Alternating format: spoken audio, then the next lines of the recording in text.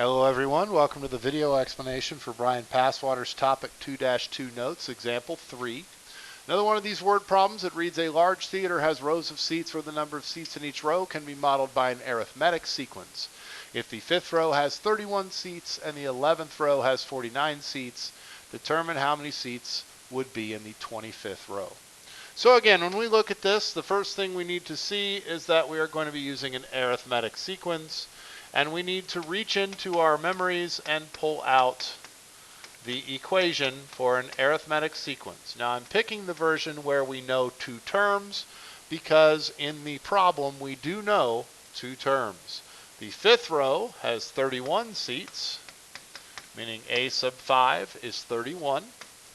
And the 11th row has 49 seats. Tells us that the 11th term is 49. Finally, we are asked the question, how many seats are in the 25th row, meaning we're being asked to find a sub 25. So, we go in here and we say, all right, I need to know the common difference D.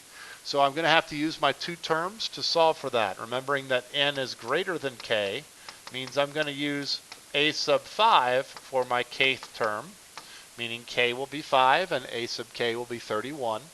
And I'm going to use the 11th term for my n term. So n will be 11 and a sub n will be 49 because n is always greater than k. Okay, we have to remember that. If we're given two terms, the higher term number will be used as a sub n. So again, we're going to plug these numbers in. We're going to put 5 in for k. We're going to put 31 in for a sub k. We're going to put 11 in for n. And we are going to put 49 in for a sub n.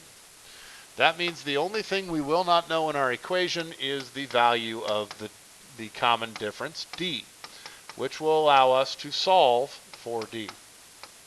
So we plug in those numbers, we get 49 equals 31 plus d times 11 minus 5. Now we are going to combine the 11 minus 5 as well as move the 31 to the other side of the equation.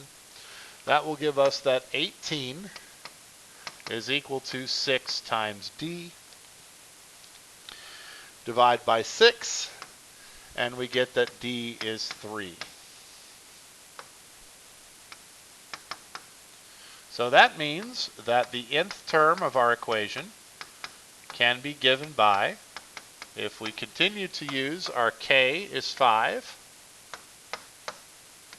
and our a sub k is 31, and now we know the common difference is 3, then we have an equation for the nth term of 31 plus 3 times n minus 5. Now there's absolutely no reason why you would need to simplify that equation, as it does work.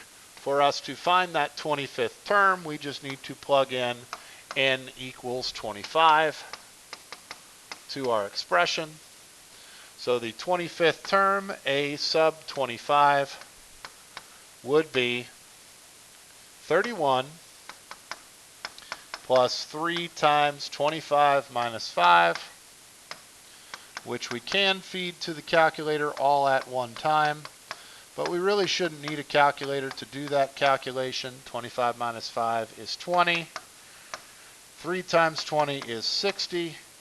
So a sub 25 would be 91, meaning there would be 91 seats in the 25th row. That does it for example 3.